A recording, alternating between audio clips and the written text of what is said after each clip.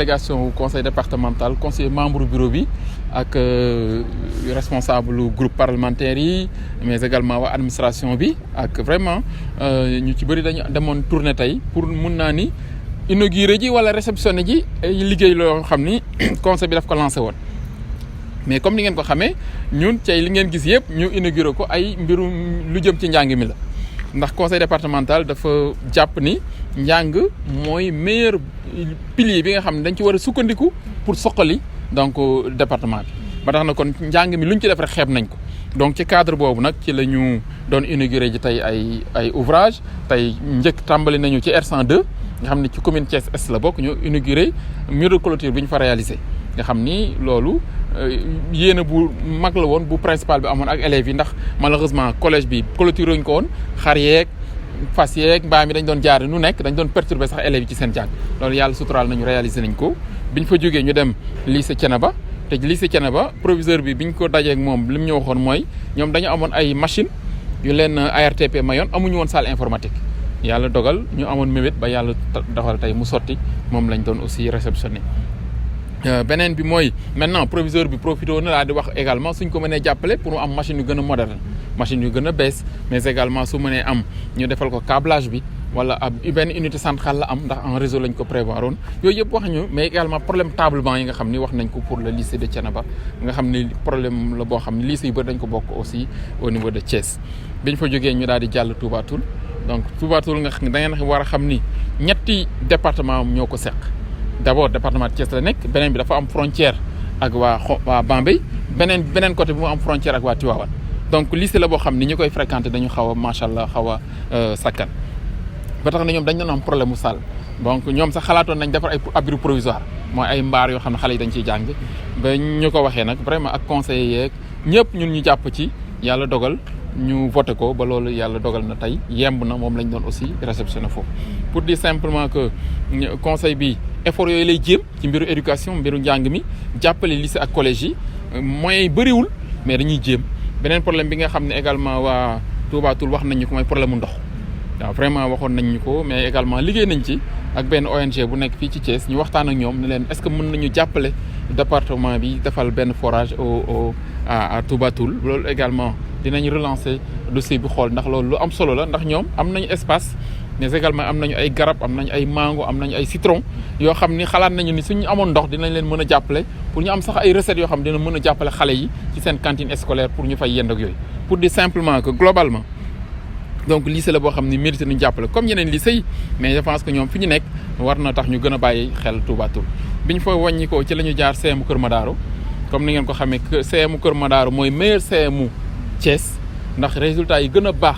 ci BFM bi passé Kër Madaro la jóge mais également meilleur élève bu région bi dina yemb ba ñu jébbal leen ko pour que CM bi 3 salles de classe yi ñu leen tabaxal mu mën a fonctionnel donc beneen bi mooy ci budget 2020 bi prévoir nañu vraiment li ci des muy clôture kii déggal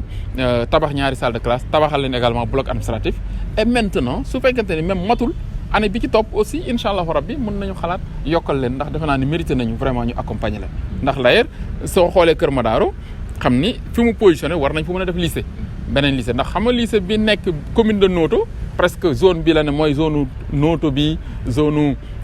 Sangué zone yooyu Babac mais beneen côté bi ci commune de Noto amul lycée je pense mérité nañu quand même ñu def fa lycée mais loolu plus tard la incha allah ak les autres académiques dinañ ko xool nan la waaw xam nga pour affaire xaalis moom da ngeen xam ni conseil départemental budget investissement bi muy dugal ci mbiru tabax ak ay 70 millions la par at mais ñun dañuy jàpp ne njàng mi moo war a ëpp solo ci li ñu war a def yëpp moo tax ñun budget bi su motee 70 millions presque 50 millions yi at bu ne dañ koy def ci njàng mi moo tax ñun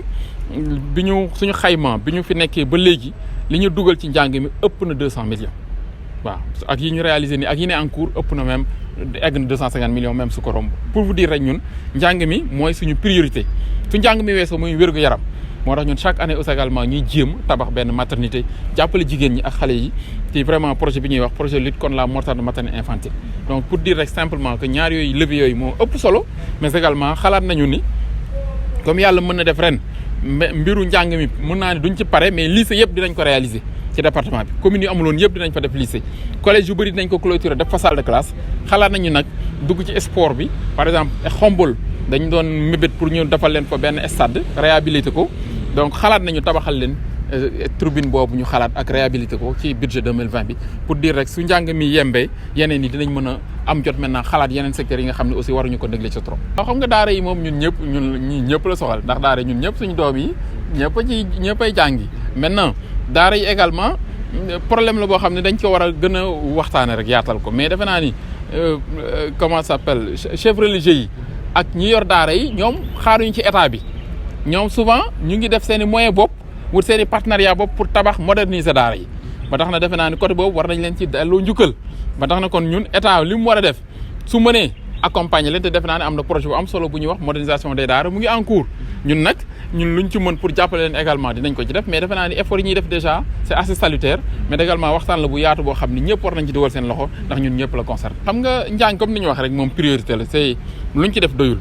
mais également doléance yëpp yàlla dogal na moom mooy matalul pour ñu satisfaire lépp mais li ëpp solo la ñuy def nañ koy prioriser li ëpp solo yi en général mooy salle de classe su paree yenn saa yi clôture pour sécurité beeg yooyu mais après li ci topp mooy table banc yi d'ailleurs man am naa idée lancer dans les prochaines semaines benn opération bu ma defoon bi ma nekkee maire mooy table banc yi Thiès yëpp dama koy regrouper inviter les menuisiers mais jënd intrant yi mooy jënd bois bi jënd boulon yi daal ni ñëpp nañ def journée chaque jour menuisier yëpp benn week-end daje Thiès réparer table banc wu Thiès yëpp delloo ko école yi nga xam ne élèves yi dañuy jàpp ci professeurs yi ñëw mais également ñi nga xam ne am nañ ay boulon may ñu am bant may ñu ñun ñëpp ñu defar réparer table banc ndax en général da ngay dem ci benn école problème tablement yi du lenn lu dul benn boulon bu dañ benn plancher bu dañ nan lañ koy defaree amuñu ku leen koy réparer mais suñ ko dajalee du jar ñu jël 30 000 francs jënd ci beneen table banc bu bees 30 000 boobu mën na defar peut-être 50 table banc ci yoo xam ne ci boulon la moo doon manqué wala plancher bi ñu defar ko loolu opération la boo xam bëgg naa ko lancer vraiment pour satisfaire déficit table banc yi ci yenn lycée yi. Le conseil départemental naturellement est en mouvement en permanence pour prendre en charge préoccupation population yi mais li ëpp solo li ma sentir ci population yi li ngi leen gën a soxal mooy seen jàng doom yi mais ak seen wér-gu-yaram ba tax na ñaar yooyu moom luñ ci def doyut maintenant li ci des aussi mooy mbiru xëyu xale yi formation yeeg jàppale jigéen ñi ci transformation fruits et légumes ay transformation céréales locales jàppale leen ci nañ leen di encadrer yooyu yëpp également ñu ngi ci ndax am na projet bu mag boo xam ne ñu ngi koy tëgg ak suñ partenaire au développement yi ci jigéen ñi rek la jëm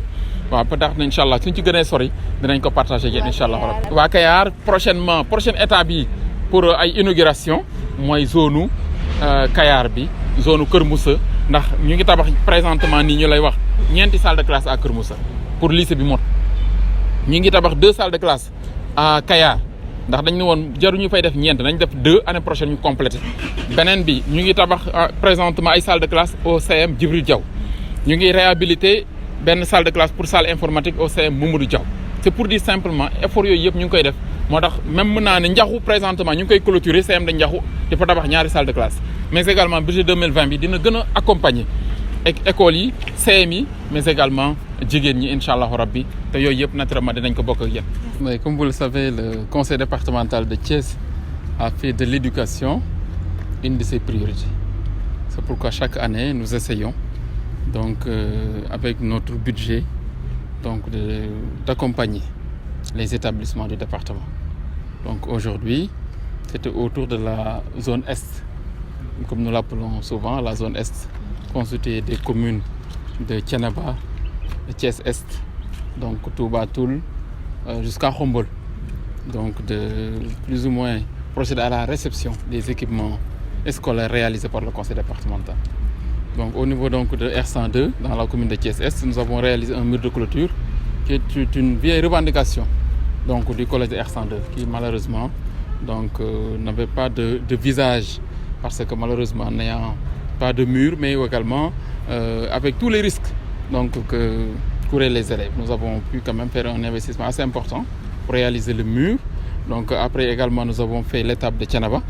donc pour la réception de la salle informatique. Bon, on dit salle informatique parce que c'est ça la requête donc, du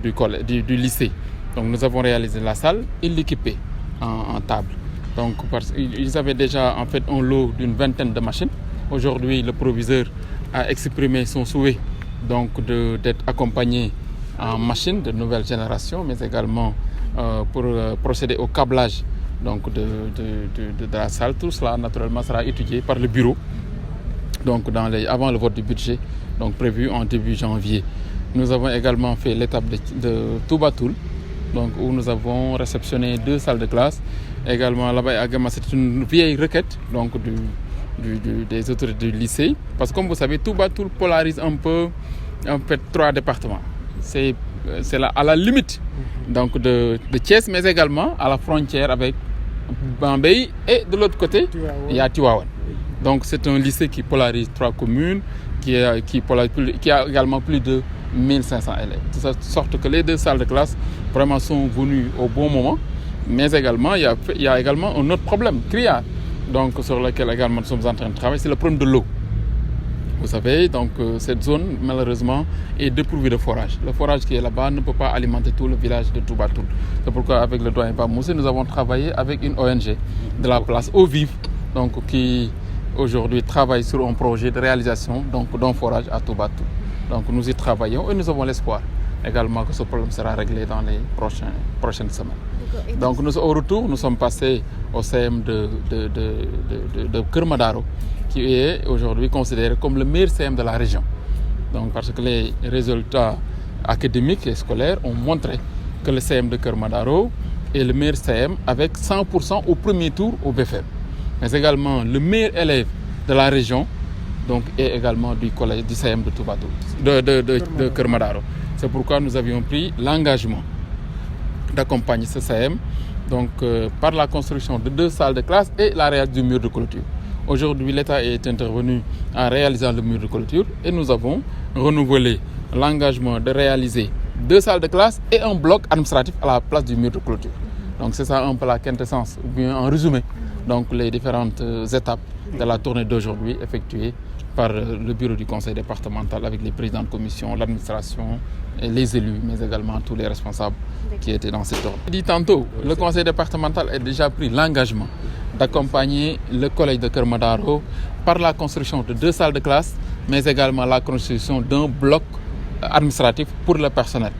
Donc comme vous l'avez constaté, l'État est en train de réaliser le mur de clôture, mais également l'autre engagement que nous avons pris avec le principal, c'est de les accompagner en tablement. Ils ont 3 nouvelles salles de classe, mais non équipées. Donc il y a un mécène qui leur a offert récemment 40 tablements, et nous avions pris l'engagement de mettre 75 tablements. Cet engagement-là, nous l'avons renouvelé, et les tablements seront certainement livrés avant la fin du mois. Donc ça, je pense que c'est un engagement, c'est un d'accompagnement du collège, mais également nous avons accordé une bourse également aux meilleurs élèves de la région. Donc le jeune Nian, qui est également de ce collège de Kermadaro. Oui, pour les réalisations, ce que vous devez retenir, c'est que le conseil départemental a un budget d'investissement qui tourne autour de 70 millions par an. Ce n'est pas beaucoup. Et les 50 ou même 60%, les 50 millions sont consacrés annuellement à l'éducation. C'est pourquoi nous faisons plus ou moins ces réalisations qui sont assez honorables. Aujourd'hui, le projet que nous avions lancé il y a de cela 5 ans, c'était le projet Une commune, un lycée. C'est en phase terminale. Toutes les communes du département de Thiès qui n'avaient pas de lycée donc, auront leur lycée, Inch'Allah, à la rentrée prochaine. L'autre aspect, c'est d'accompagner les collèges par le renforcement donc, des salles physiques, mais également la règle des murs de clôture. Ça également, je pense que le conseil a fait des pas importants. Et si nous estimons les investissements réalisés depuis le début de la mandature, ça dépasse les 200 millions dans le domaine de l'éducation. C'est pour vous dire vraiment donc, l'engagement et les efforts consentis par le conseil départemental pour accompagner le système éducatif qui est soi. Naturellement, non, c'est un engagement moral, mais républicain et de fait. C'est-à-dire que notre engagement auprès des populations, et c'est ça notre devoir, notre raison d'être, c'est d'être à la disposition aux côtés des populations. Malheureusement, les moyens ne suivent pas toujours pour prendre en charge l'intégralité des problèmes, des préoccupations des populations, mais nous faisons le maximum. Donc, dans le domaine de l'éducation, je pense, au Sénégal, le conseil départemental n'a pas d'égal sur ce point. Je pense que ce que nous avons réalisé donc, dans le domaine de l'éducation, il est rare de voir un conseil départemental faire autant au niveau du Sénégal. Donc ça vraiment, mais en dehors de l'éducation, il y a la santé.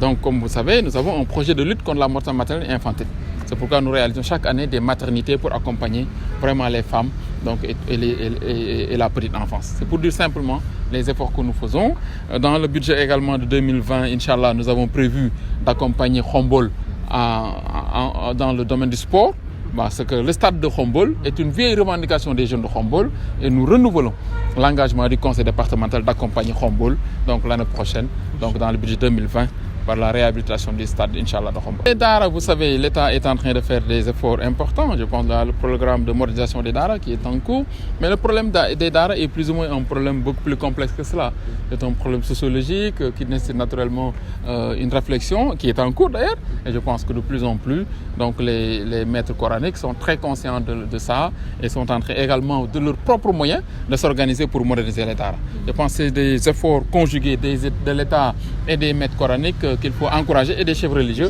pour que naturellement l'enseignement coranique soit beaucoup plus modernisé. Et je pense que c'est en voie de l'être.